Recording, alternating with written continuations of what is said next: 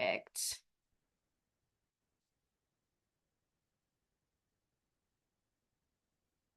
Go. Perfect. Okay. Where is that?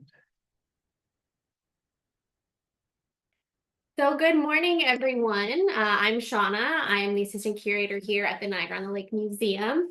And this is actually our last presentation in our 2025 virtual lecture series. On March 20th at 7:30 p.m., we will actually be kicking off our organization's 130th anniversary celebrations with our very first in-person lecture by our own curator and CEO, Sarah Kaufman. For those of you joining us today and later on, we will be recording today's lecture. So if for any reason you can't stay for the whole presentation, anyone registered will be sent the link to the recording, and we will also be uploading it to our YouTube channel so you can share it far and wide with friends and family. I'm sure there will be many questions about today's presentation, which is, of course, the property called the Wilderness. We will hold all the questions until the end, but feel free to use the chat box and the Q&A functions to send your questions in. Our current exhibition, The Prettiest Town Beyond the Bricks and Mortar, highlights the history of some of Niagara-on-the-Lake's most historic homes.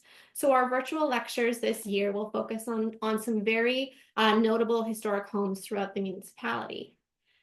Of course, if you would like to support our free virtual lecture series, other programming, and of course our collections, I will post a link in the chat box where you can make a donation. And of course, if you're watching this later, you can always head to our website.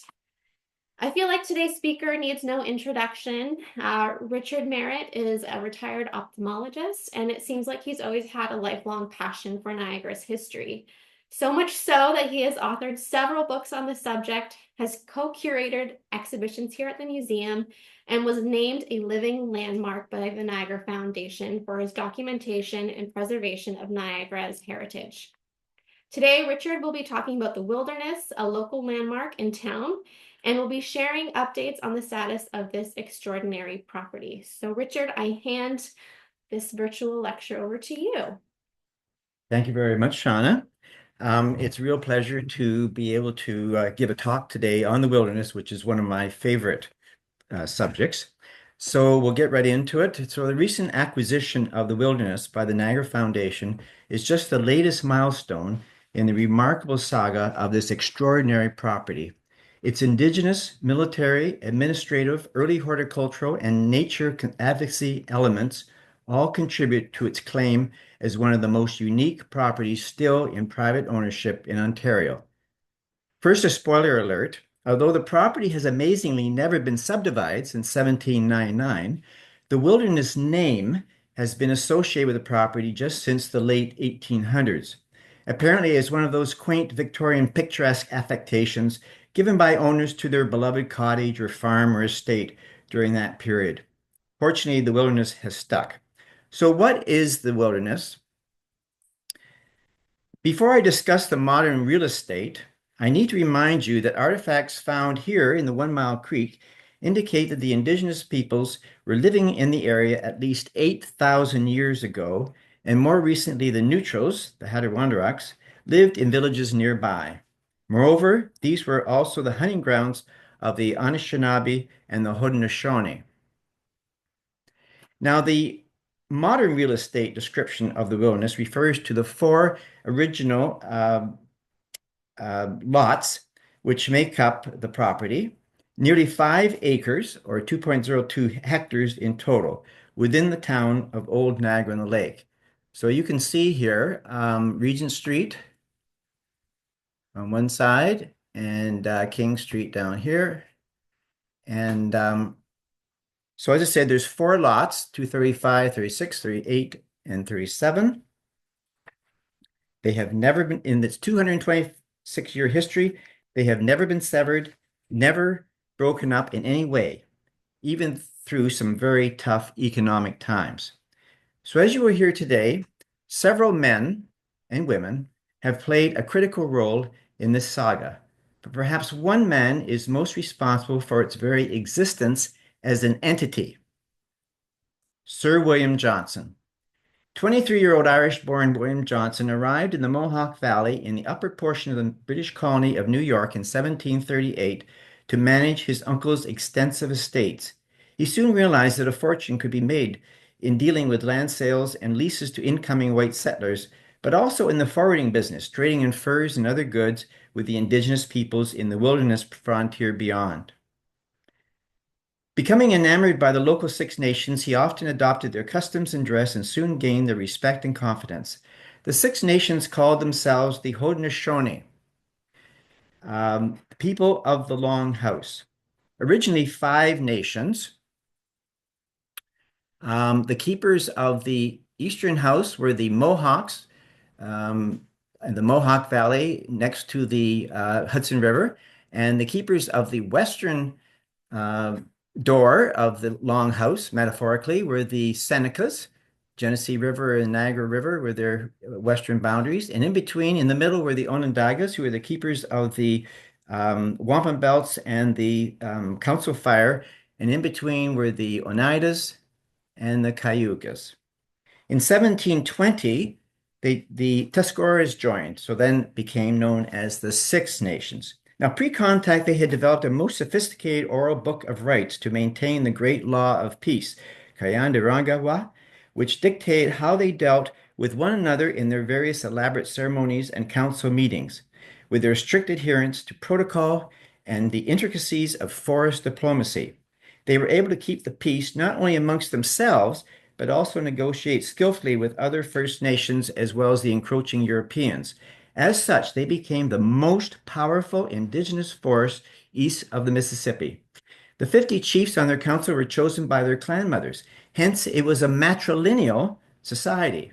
So impressed was Johnson of the workings of their council that when he was appointed to the prestigious position of Northern Superintendent of Indian Affairs in the newly formed British Indian Department, he established Indian Department council houses near the various frontier forts, as well as near his own home, Johnson Hall.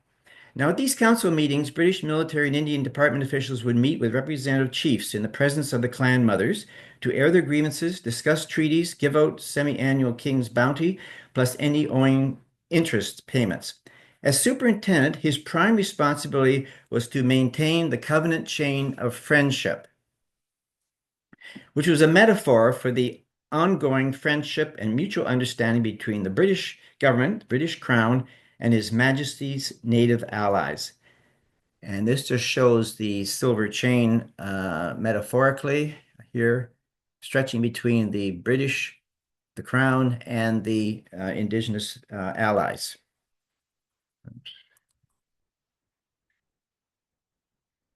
Now, the silver covenant chain metaphorically required constant polishing.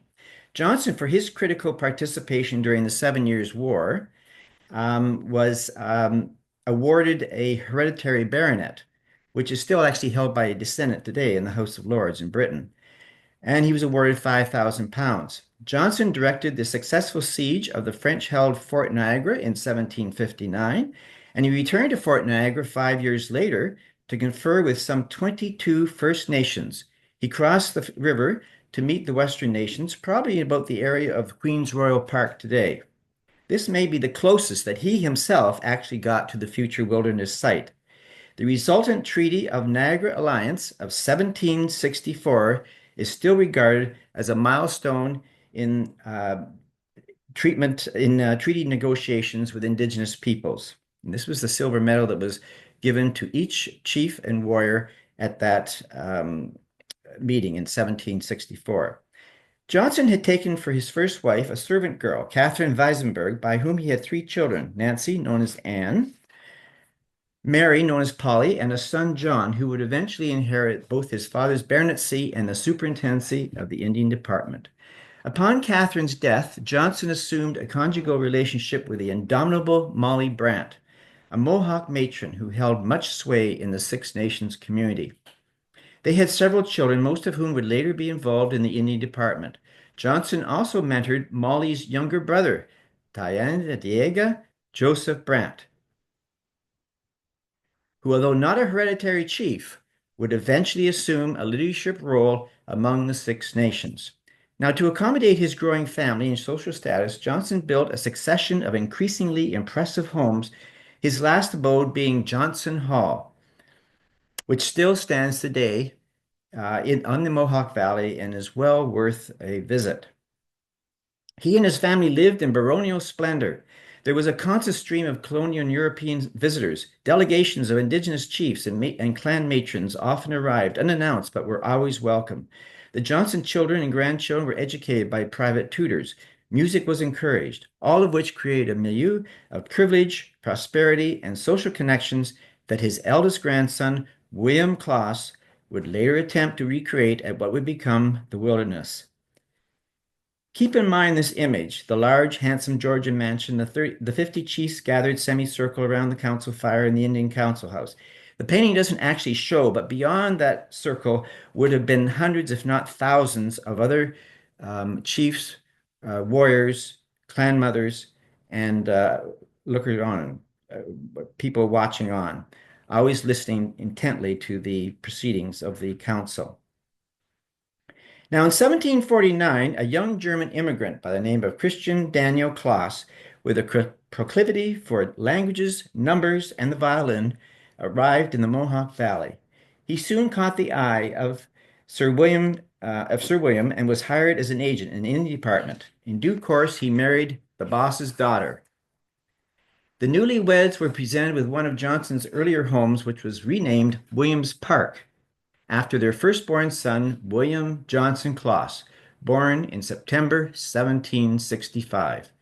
As the eldest legitimate grandson of one of the most powerful men in the 13 colonies, he was perhaps born with the proverbial silver spoon in his mouth. But what would be his destiny? Although Daniel and Anne were also blessed with 3 daughters, only William survived to adulthood. Suddenly, the Johnson Klaas world of privilege was thrown upside down. Sir William had died unexpectedly in 1774 while addressing an Indian council. Within a year, terrorizing rebels forced the Johnson Klaas clan to flee their comfortable homes with few belongings, finding refuge in Montreal. For much of the Revolutionary War, Daniel Klaas fought alongside the Indigenous allies against the rebels. Young William, enlisting as a 13-year-old volunteer, did see some limited action, but in a raid, but for the most part, he continued his schooling while living in Montreal with his mother. At war's end, his uncle, now Sir John, purchased for him a lieutenancy in the regular British Army, the 60th Regiment of Foot. Meanwhile, during a family trip to Great Britain in 1787 to press the family's claims for war losses, Daniel Klaas, the father, died suddenly. This is the only image that we have actually of William Klaas, so I will be using it throughout the presentation, but it's, as I said, it's the only one we have, so he doesn't age theoretically. The decades following the American Revolutionary War were extremely tense in what was soon to become Upper Canada.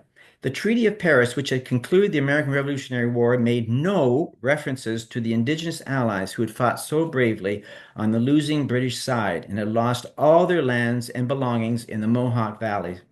5,000 had been forced to live as destitute refugees near Fort Niagara under horrific conditions for several years. Joseph Brant and other chiefs even threatened insurrection against the British and seriously considered casting their lot with the new republic. British Indian Department officials worked overtime to mitigate the natives' concerns. Governor Haldeman expeditiously set aside the so-called Haldeman Tract for the Six Nations and their dependent nations. 6 miles. Oh, all right. Here's the Haldeman Tract. It stretched 6 miles on both sides of the Grand River from the mouth of the Grand River, which is Lake Erie, all the way up north of the Kitchener-Waterloo area, some 950,000 acres. Within 1 year, some 2,300 First Nations and their dependent nations had settled on the tract, with Joseph Brant their unofficial leader.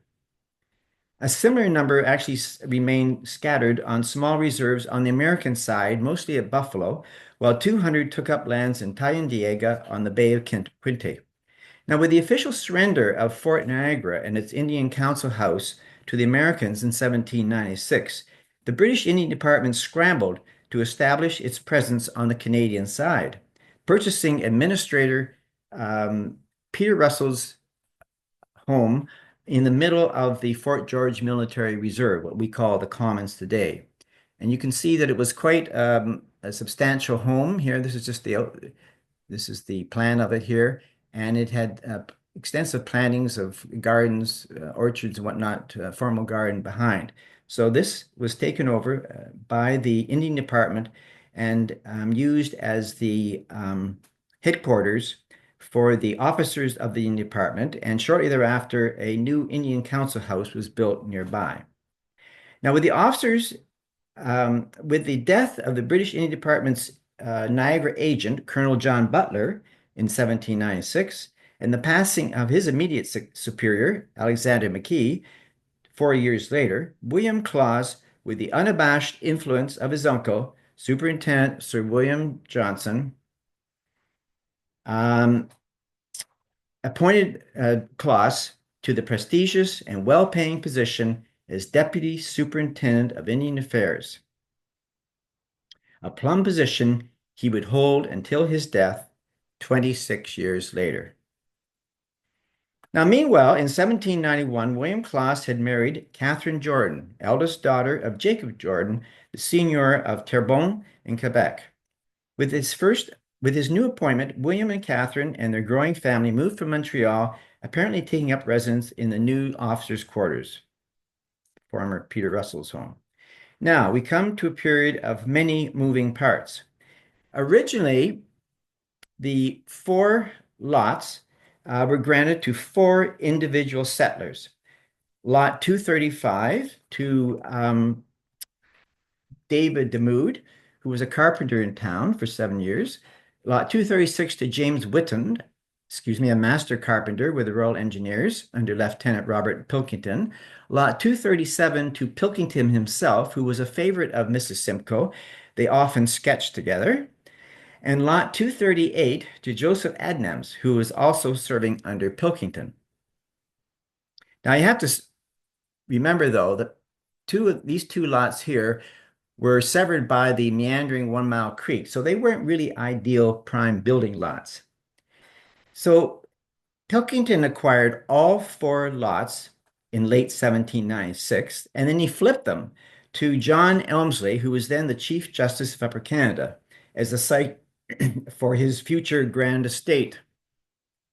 However, with the removal of the capital and the courts to York, Toronto, Elmsley was forced, reluctantly, to sell the still vacant lots back to Pilkington.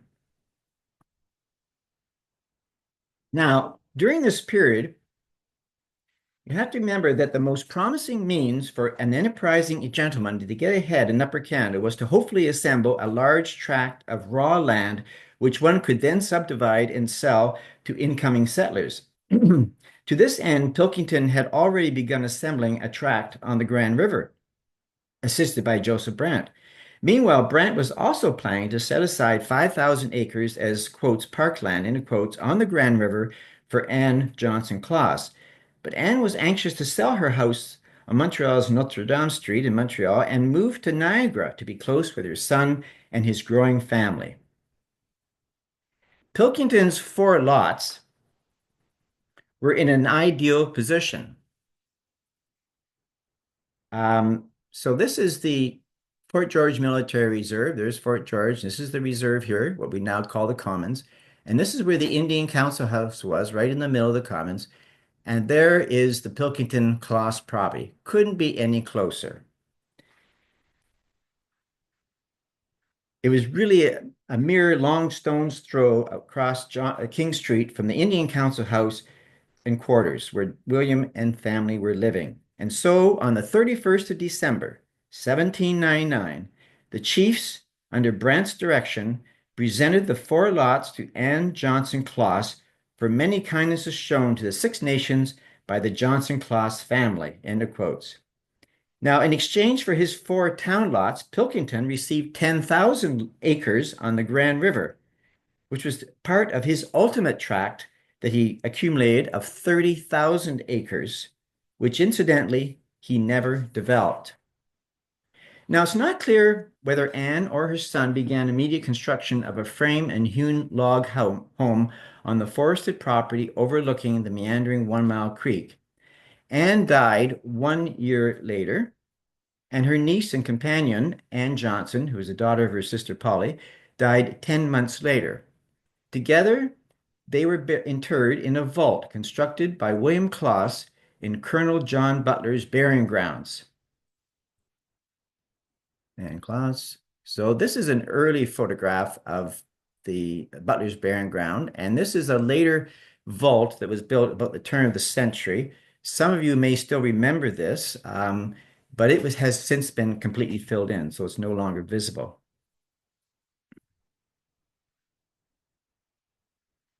Now, there is great irony in this, being buried in Butler's burying ground, because the Johnson Claus clan and the Butlers detested one another. So the Butler burying ground is really a fascinating subject all of its own, but we won't go there today. Now, unfortunately, we do not have a good description or rendering of the original home, which, as I said, stood closer to the 1 Mile Creek that meanders through the southeasterly portion of the property. This is a portion of the Gray's map of 1810, which is considered an accurate map. And you can see on the edge of the beak of the creek, there is the original house. Okay. But there are also some other buildings on the property. There was a stable and other outbuildings also on their property. This is the extent of the of what is now the wilderness. Okay. Now, from the subsequent war loss claims, we can deduce that there was a separate kitchen, which was common in the 18th century as a fire prevention. The house was heated with fireplaces, but also 4 metal stoves, or what we would call Franklin stoves. There was a large frame barn, stables, and most tantalizingly, a stone root house, also known as the pit, built into the embankment of the creek. And this has survived into the 20th century. No doubt, a future comprehensive archaeological assessment of this property will uncover many of these structures and hopefully much more. Now, fortunately, William kept diaries and record books intermittently, beginning pre-war, which included remarkable garden notes extending over 3 decades, detailing plantings, usually in squares or long planted beds of annuals, perennials, various flowering bushes, including lilacs and varieties of roses. This is pre-war we're talking about here. In early spring, Claus was busy hothousing and then planting a great variety of vegetables, often from seeds, which he had traded with other avid local gardeners in town. They also swapped cuttings and grafts of a tremendous assortment of fruit trees, including exotic varieties of cherries, peaches, nectarines, plums, pears, apricots, currants, apples, and grapes, set out in extensive orchards and arbors, mostly to the south of the house. Claus apparently planted the 6 now mammoth sycamore trees along King Street that many of you will be familiar with. And this is a leaf from one of those sycamore trees that was saved in 1924. The Clauses also harvested from a 27-acre plot, which was fenced off in the military reserve across King Street. Now, for the heavy work, Claus hired soldiers of various regiments garrisoned nearby, seeking employment in their time off. But he also hired an English gardener who may have had the name Davy. We're not sure about that. Now, we don't know how much of the 5 acres was actually subject to cultivation, but at least several large trees of various species of first growth Carolinian forest had survived well into the 20th century. A preliminary survey has just been conducted by a qualified arborist, but will be reassessed once the leaves re-emerge in the spring. Now, it's quite evident from these diaries that although William and Catherine enjoyed the social status attained through William's family connections and his many appointments, He was happiest as a family man. Together they had 8 children, 2 daughters who died in childhood, another at age 25. The eldest surviving, Catherine, married Benjamin Gale of the 41st Regiment. Widowed early and left with 4 children, she later married lawyer John Lyons and lived next door across the 1 Mile Creek on Lot 193, one of several owned by her father in town. A granddaughter of that marriage would eventually marry a Dixon of Ranwood connection. Now, eldest son William Claus enlisted in the British 54th Regiment of Foot and was one of only 2 Canadians who served at Waterloo. He later died while serving with the regiment in India. Second son Daniel died of severe wounds sustained at the Battle of Chrysler's Farm in December 1813. Son John Johnson Claus assisted his father in the Indian Department as well as operating a mercantile concern in town. Youngest son, Warren, and he's the only child that we actually have a image of, became a successful lawyer and barrister and a local town councillor. Now, most of the very extensive Johnson and Claus family papers were donated by Warren's daughter, Kathy or Catty, to the Archives of Canada in the 1880s. Local author historian William Kirby was entrusted to safely transmit the entire collection to Ottawa, but notoriously kept a significant number of key and valuable items for his own pleasure and profit. However, most of the Claus papers are now available online at Canadian.ca or online Library Archives uh, connection, and they're under the name Claus Family Fonds. Now, in the years leading up to the War of 1812, William, as with his grandfather, Sir William before him, was responsible for maintaining critical relations with all the Indigenous peoples of Canada. Keeping that covenant chain of fellowship with the Six Nations well polished was of prime importance. With Claus acting on behalf of the government and the Indian Department, the sale of lands, land tenure, and the shrinking size of the Haldimand Tract were particular flashpoints, resulting in increasing friction with Joseph Brant and his successor, Dayan Hokerwin John Norton. Nevertheless, Claus dutifully followed the protocol as established by his grandfather 60 years earlier, but complained of the innumerable and lengthy council meetings, usually held in Indian Council House on the Commons, but occasionally at his home. Significantly, Claus negotiated 7 major land surrenders with the Anishinaabe pre-War of 1812. The war years were particularly stressful for the Claus family. At the onset, Catherine and the younger children evacuated to a small farm they owned on the 4 Mile Creek, and later evacuated further to another farm they had at Burlington Beach. As Superintendent of Indian Affairs, Claus endeavored to keep His Majesty's native allies happy and on side. As Colonel of the 1st Lincoln Militia, he served with efficiency and dignity, end of quotes. He was a pallbearer at Brock's funeral and was the last officer to abandon Fort George to the rapidly advancing American forces in May of 1813. Due to his known connection with the Indian Department, his home was targeted. The story is told that an American officer was so eager to lead in the looting of the Claus homestead that he rode at breakneck speed onto the grounds, was unhorsed on striking a low limb of an oak tree, breaking his neck, and died. Henceforth, the oak became known as the guardian tree. The Claus home was the first to be torched by the withdrawing Americans in December 1813. Of course, the couple had been particularly distraught on learning of the death of their son Daniel at Chrysler's Farm. The Claus war loss claims totaled over £3,000. They eventually received £2,000 in compensation, one of the largest in Niagara. But it is perhaps the story of the indomitable Mrs. Eliza Taylor that deserves even more attention. At age 15, Eliza Bell married her soldier sweetheart. 13 years later, she found herself several months pregnant with her four young children in a house which had just lost its roof to an American cannonball.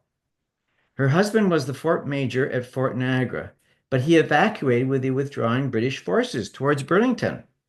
Left behind, Eliza decided to try to move into the abandoned Kloss house, but the occupying American forces forbade her to do so. Desperate, she took refuge in the tiny, unheated, wet root cellar on the edge of the 1 Mile Creek and somehow survived there with the four young children until the town was liberated in mid-December. Her story of heroic survival should certainly be a focal point on the wilderness site of any future interpretive story of women in war. Tantalizing, Tantalizingly, there are still visible remnants of the cellar, so it will be a focal point of a future archaeological study. Now, this is a photograph taken in 1924, and just barely, you can just barely see can't find the cursor now. Here we go. You can just barely see a doorway there. Oh, and yeah, sorry. So you can just barely see the doorway here. And then in the other picture, you can just barely see a roof over part of the root cellar. Okay, so that was 1924. As I said, there are still evidence of it today. Now, according to the Kloss diaries, he almost immediately began construction of what would be called their cottage, situated on new foundations, a little further up the grade from the creek. The now rambling dwelling, described as, quote, in the neoclassical style of the early Regency period, has in fact evolved one room at a time. One myth perpetrated for years was that it was the faithful copy of the Longwood House, the contemporary house in which the exiled Napoleon was confined on St. Helena from 1815 to 21. There is absolutely no evidence of that. Kloss's choice of style of his home, however, may have been influenced by then Lieutenant Governor of Upper Canada, Sir Peregrine Maitland. He intensely disliked living in the capital, Toronto, muddy York, and has established his alternate residence on 50 acres on the edge of the escarpment of what is now Eagle Valley Golf Course. Here he built Stamford Cottage, a fine Regency dwelling which Kloss, as a member of the Executive Council, would have visited frequently. Now, renowned restoration architect, the late Peter Stokes, carefully studied the present house as part of the designation of the wilderness in 1992. He concluded that there was probably no grand plan for the abode. It began with the construction in 1816 of a one-room So here is the they began construction with just one room. It had two windows, 12 over 12 panes, very early, a mantelpiece, and two alcoves, which are shown in this picture taken very recently. Again, the original mantle would have matched the woodwork in the alcoves, but unfortunately it has been removed. The next year, they built a hall and matching room on the other side, again with two windows and probably a fireplace. And this is the hall, a simple hall with a fan light.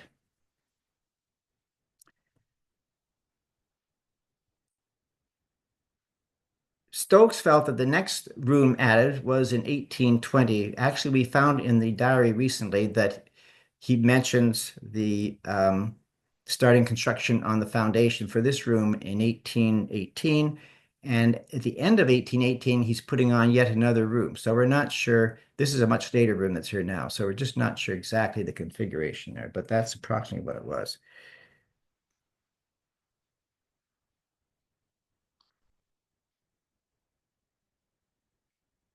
Now, the exterior walls were of the early section, that is, were brick and then stuccoed and scored to simulate extensive ashlar stone, a common Regency feature. A shallow, just to go back, you can see a shallow pitched hip roof covered with cedar shakes, and its central chimneys completed the exterior view. Now, there must have been an early kitchen, back kitchen, or maybe a separate kitchen, but that's been long lost. In the 1830s, this wing was added on, which was probably 2 bedrooms. Okay, this gable-ended wing here, and it's of strictly wood construction. Further detailed architectural investigation of the house may well reveal unsuspected secrets in the cottage's construction. Now, compared to their contemporaries, their social contemporaries, the Clench House is a pretty humble abode. This is what was going up at the same time, being built by their friends. Oh, and Peter Stokes, when he was studying this house, he obviously loved the wilderness, and he described it as nestled in its wilderness like a contented bird, almost camouflaged by greenery and hidden from the road. Anyway, these are the houses that were going up at the same time that uh, William Claus was adding one room at a time. Two-story, very substantial neoclassical homes, the Stewart House, the Dr. Kerr House, the wonderful Clench House, and even his son, John Johnson's house, was a pretty impressive house compared to the parents' cottage. However, and you have to remember at this point, William Claus by now was the Honorable William Claus. He was a member of the Executive Council for Upper Canada, which was like a cabinet advisor to the Lieutenant Governor, very prestigious. They did entertain guests, including the Governor Maitlands. We have this from the diaries, usually for breakfast or for luncheon in the garden. The Claus's main entertaining seems to have been either at Mrs. Rogers' Hotel over on Queen Street, which is still standing today, or the comfortable officers' mess on the Military Reserve, which was apparently an amazing building inside, but was sadly dismantled after the Second World War. Now, an interesting two-story carriage house or driving shed has also survived. Stokes' estimated date for this building is about 1830 to 1840, but interior hardware, nails, etc., in its construction would seem to indicate perhaps even a little bit earlier date, possibly as early as the early 1820s. There almost certainly were other outbuildings on the property. This is a great picture, and it was taken by Cosmo Condino, who took a number of photographs for us immediately after we acquired the property in December before the snows arrived, thankfully. So after the war, the Indian Department supervised a gradual change in policy. Instead of regarding the indigenous people as allies, they began to be treated as wards, to be gradually assimilated into the surrounding Christian settler society and or kept on reserves, forcing them to surrender more and more of their lands to the hordes of incoming settler immigrants. There were frequent concerned delegations from the Six Nations who made the 70-mile trip, often by foot, from the Grand River. They would often camp on the commons near the Indian Council House, but occasionally at the Claus homestead. On one recorded occasion, in the depths of winter, a delegation of 3 was provide sleeping accommodation for 3 nights in the Claus home. This harkens back to the days of his grandfather, Sir William, who often welcomed Indigenous delegations to sleep in the wide hall or reception rooms of his Johnson Hall. Interpreter Chief George Martin frequently visited the Claus family, and their wives became good friends, exchanging gifts.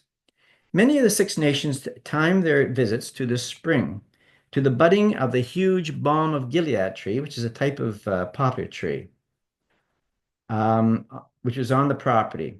A salve made from the sticky resin of the emerging buds of this tree was much prized for sore eyes and skin inflammation. Its benefits have been acknowledged by modern herbologists. This doesn't really show it justice, but this tree, which was said to be over 125, some estimates said 200 feet high, is the same tree that generations of fishermen on Lake Ontario aligned with the St. Andrew's spire to locate secret deep cleft on the lake's bottom, which was frequented by huge sturgeons. But not all was well.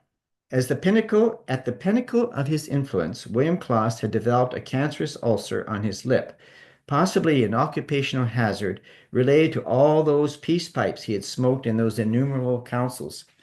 Despite consultations in York, Toronto, New York City, and even on the Six Nations Reserve, where Chief Martin insisted that, quotes, our medicines are better than yours, the cancerous growth gradually but inexorably crept across his face and into his mouth.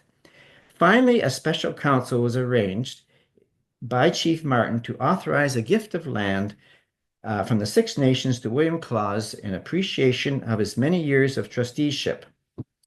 On a hot August day in 1826, several thousand Indigenous men, women, and children gathered on the lawn in front of the Klaas house, the very lawn that you could see today, some partially shaded by the huge treaty oak tree.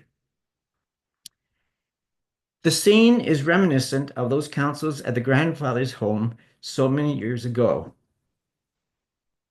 With Klaas propped up on a day bed, bandages covering most of his face, a most poignant ceremony unfolded. Each of the 30-plus chiefs stepped forward, lifted up the bandages to acknowledge their superintendent, and then reapplied the bandages.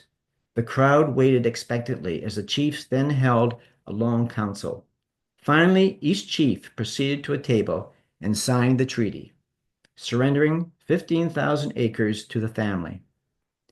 William Johnson Klaas was laid to rest in the family crypt 3 months later. And this is a copy of the treaty, which we actually have in our collection here at the museum.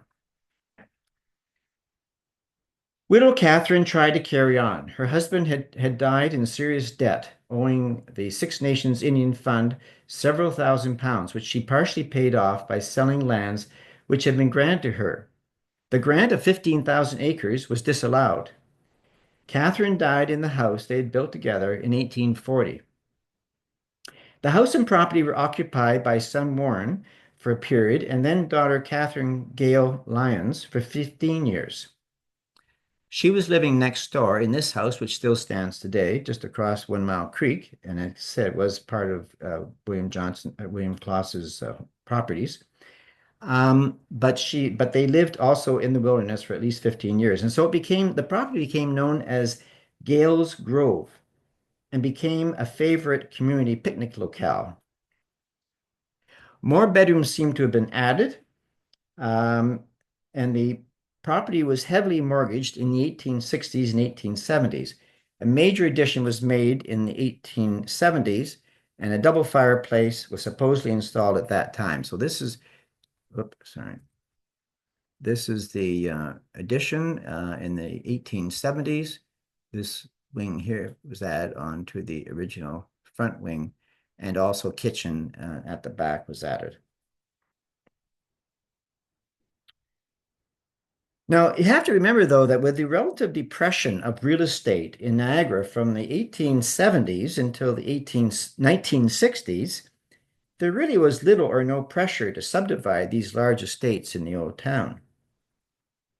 Towards the end of the century, the property was reacquired by granddaughter Katie Klaas, daughter of Warren, and her husband, Major William H.J. Evans, who owned a local coal supply business. Nevertheless, he once complained that the house needed its own coal mine to keep it warm, in quotes. The name for the property as the Wilderness first appears about this time. Now, in 1919, Mr. William R. Austin of Toronto purchased the property as a summer home and proceeded to make upgrades of the interior. As a dedicated horticulturist, he added or perhaps resurrected Klaas's extensive flower beds, including plantings along the creek bed and down into the meadow, accessed over rustic bridges across the creek. Austin apparently introduced various horticultural specimens, but one in particular has survived. In 1911, on the occasion of the coronation of George V, the government of Japan presented Canada with a number of sacred ginkgo trees. Through some government connection, Austin obtained one such sapling, which he later planted on his newly acquired wilderness east lawn. It's still standing witness today as a healthy, magnificent specimen, the largest in Canada. In 1924, family friend and author Jean Earl Geeson compiled a wonderful scrapbook. This is the cover of it, featuring the various trees on the property, complete with preserved leaves and some accompanying photographs. This is just an example. This is one page. Again, it's just part of a page, but it shows preserved pawpaw leaves, which are quite a rare tree themselves, and then a photograph of the lawn of the wilderness in 1924. Some of the pictures actually will show the trees that the leaves belong to, in this case, not. The pawpaw was apparently out in the bush. Perhaps most noteworthy in this period, however, was that the wilderness was the happy setting for Austin's daughter, Mary Roberta's wedding to astronomical engineer, surveyor, Captain Thomas Harold Parker. A native of Ivy, Ontario, Parker was an engineer with the observatory in Ottawa when he enlisted as a lieutenant with the 3rd Battalion of Engineers in 1915. Eventually promoted to captain after 3 years of service in France, he was discharged in May of 1919, and within 3 months, he and Mary were exchanging their marriage vows in the shade of the wilderness storied trees. The couple lived in Ottawa, where Parker later served in the Geodetic Survey of Canada, but the growing family obviously loved to visit the wilderness. The few surviving photographs that we have found thus far, taken before Austin's sale of the property in 1925, reveal the Parkers' now 2 young daughters happily enjoying the pleasures of the wilderness. This shows Mary Parker, the mother, and eldest daughter Frances on the bank of the creek, which is quite remarkable, all planted with flowers. Today, this is completely wild and grown over, but we'll see what comes up in the spring.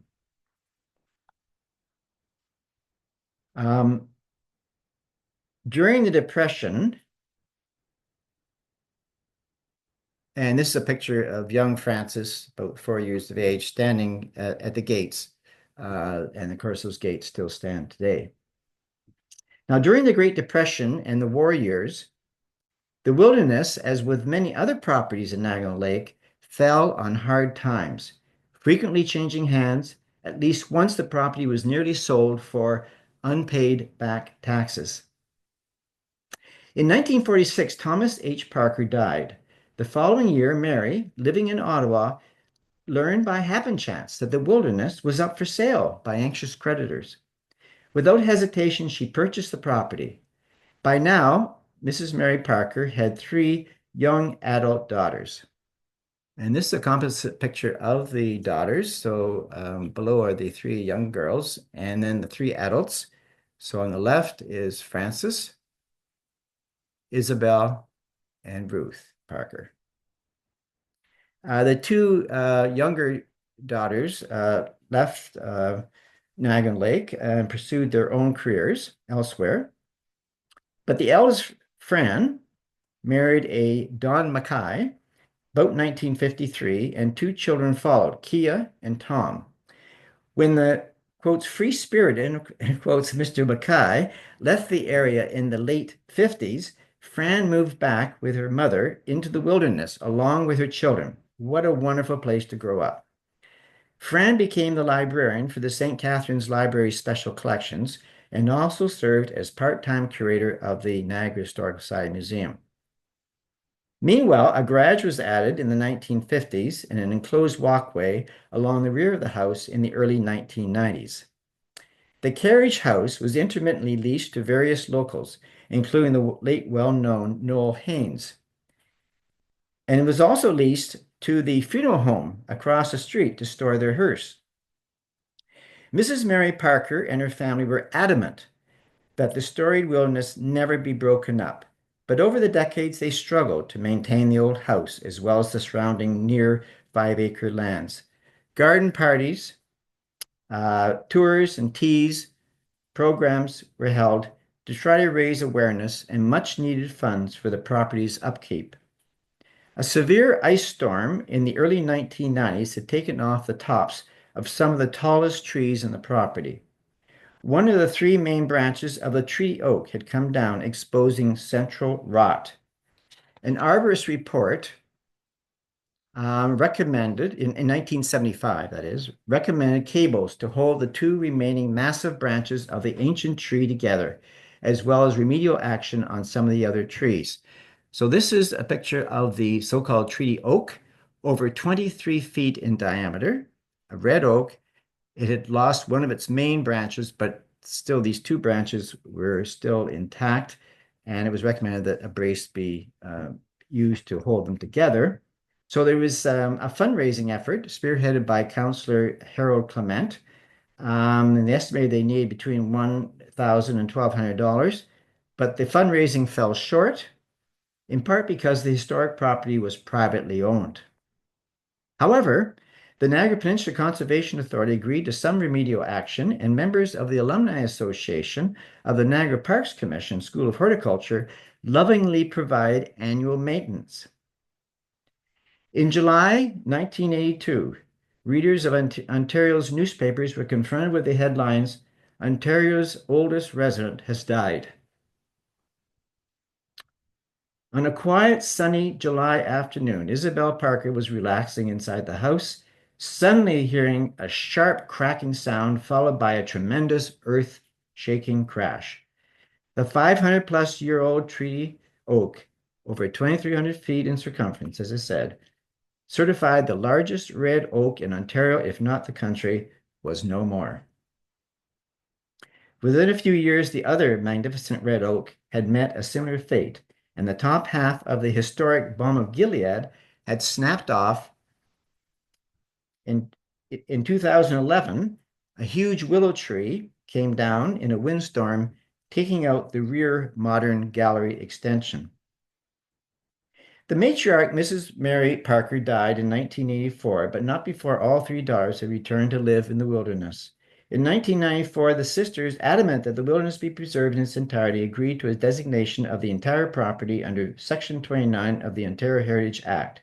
Peter Stokes conducted the inspection and ensured that both the architectural and natural elements of the wilderness were well documented for protection. After the death of Isabel, Fran's daughter, Kia, returned to the wilderness from the West Coast with her husband, Ken Reed.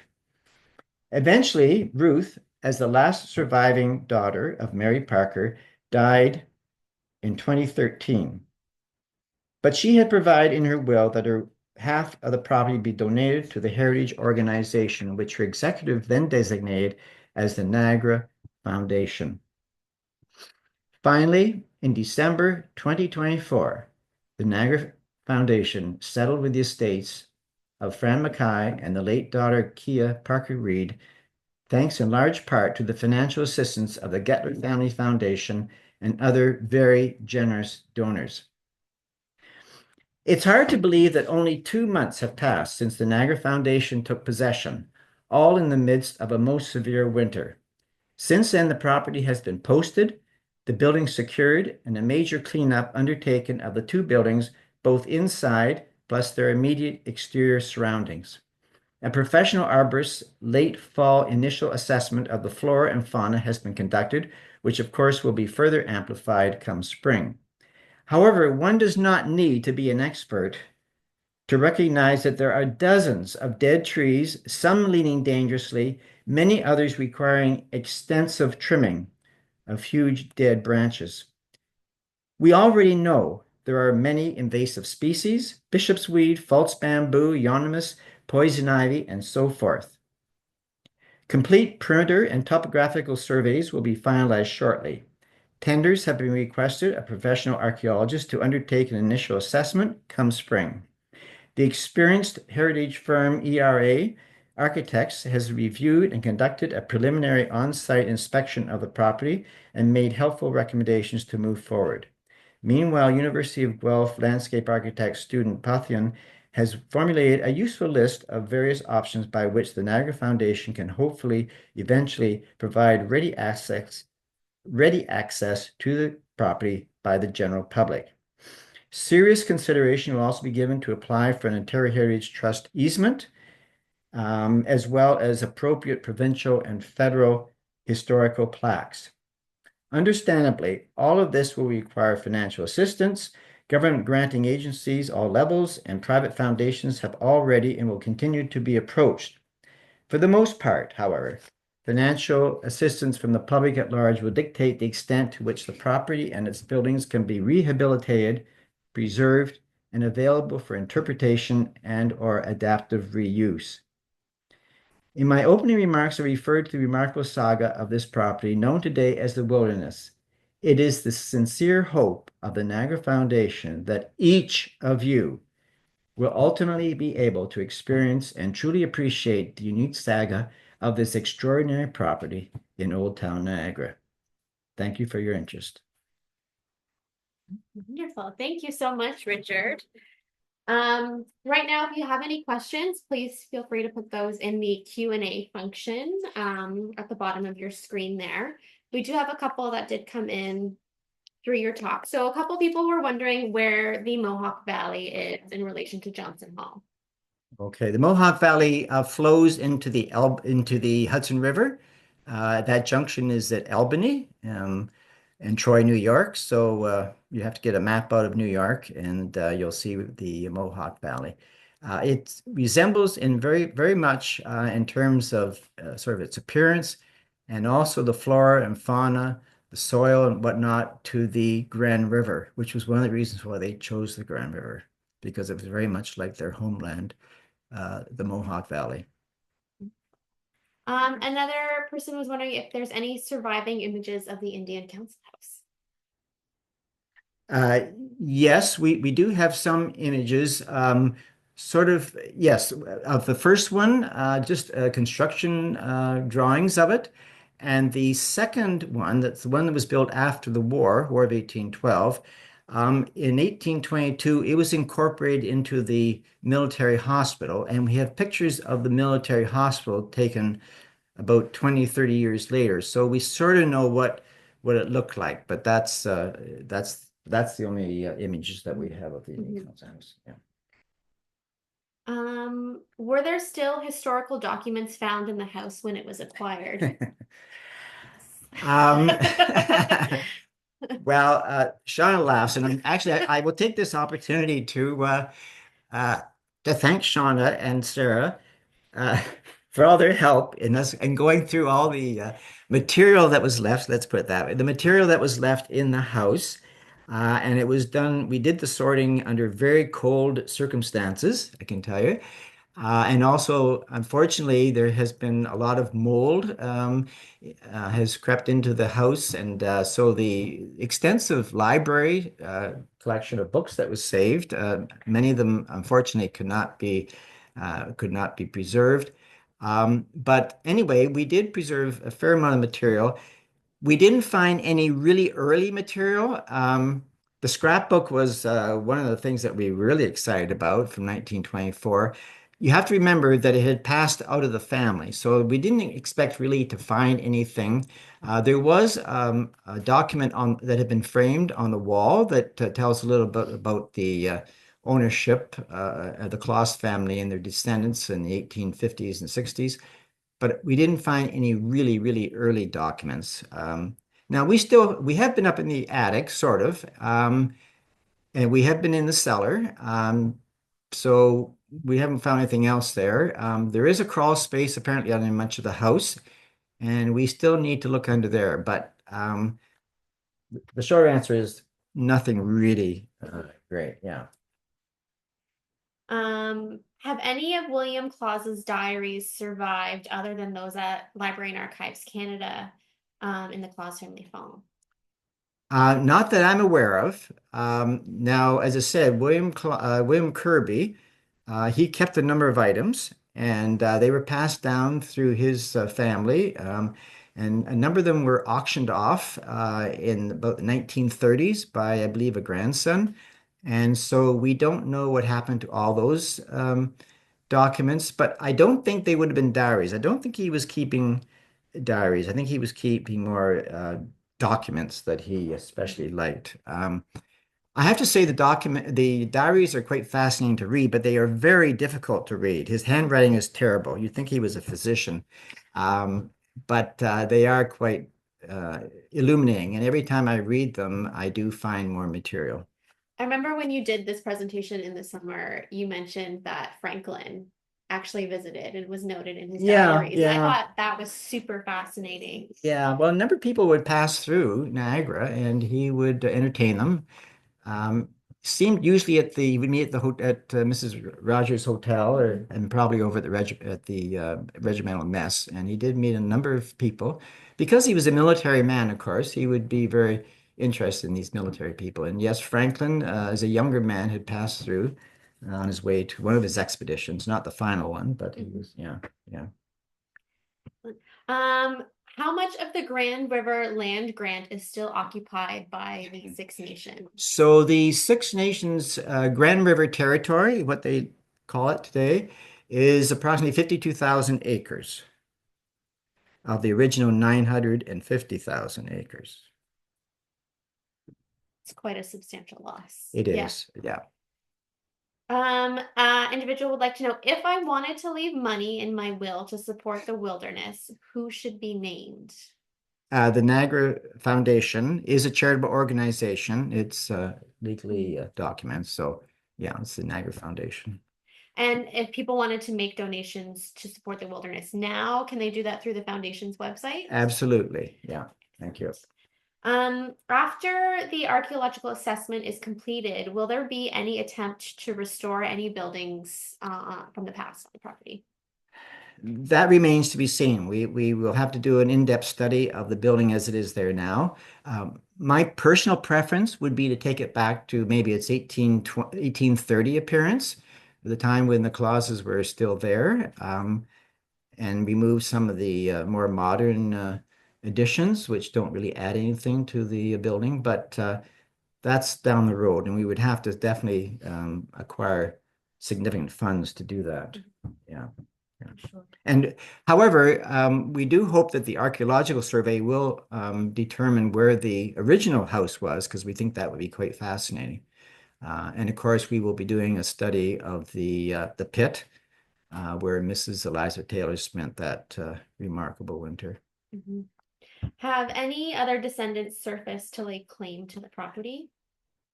Not to lay claim to the property, but we have been in communication with descendants. Graham and Janice Claus, who are direct descendants, have been in touch, and Graham made a significant contribution of Claus family papers several years ago to the museum, and they have kept in touch.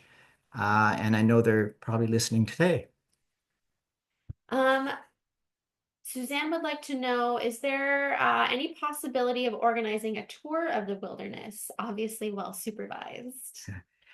Um, It's certainly possible. We haven't. There's so much to be done on the property right now, and as you can imagine, we can't allow access to by the public to the property now because there are so many trees that are dangerously leaning and huge branches which could drop off at any time. So that all has to be done first, and then we will be hopefully opening it up to the public. But I can't tell exactly when that's going to happen. But we certainly will do it as soon as we can because we know there's a great deal of interest in getting onto the property. And it is remarkable to stand on the property that you are actually in the middle of the town. It's quite Mhm, it remarkable. is Yeah, absolutely. yeah. Whatever happened to the clause papers that Kirby kept? Well, as I said earlier, unfortunately, he kept them and then they seem to be passed down. And a lot of them were auctioned off apparently in the 1930s. And that's They're possibly held by private they're probably collector. out in Yeah. private collectors, maybe libraries that we don't know about, scattered throughout. Mhm. Yeah. Um, And an individual would like just some clarification on when did William Claus live at the wilderness? So so we don't know exactly when they started construction of the house, when they started moving in. So we would have to presume that they moved in pretty quickly because he's already doing a lot of gardening by, 1808, 1810. So we have to assume that he moved in about 1802, 1803 into a house on the property, and he died, of course, in the house in 1826. Yeah, Yeah, yeah. wonderful. Besides some comments, wonderful research maps and information, and thanks for you. We could, I feel like, keep going on with questions about the wilderness because it is such great Yeah, detail. yeah. Did you have anything Yeah, else? just a shout out to, I want to also thank Marnie Taylor, who's done a lot of work helping us with the deal with all the books in the library. Cosmo Condino, who I mentioned earlier, the photographer, he took some wonderful photographs, and we appreciate all that. And Don Reynolds, who is our custodian, who's done a fabulous job in giving us access to the house, and he's always available when we need him to look on the property. So just wanted to shout out to those folks to thank them too. Yeah. Wonderful. Thank you again so much, Richard, for doing this presentation today. That is it for our 2025 virtual lecture series. We hope to see you in person at the museum for Sarah Kaufman's talk celebrating our 130th anniversary. I wish you the best with the rest of your day. Thank you so much. Who's that?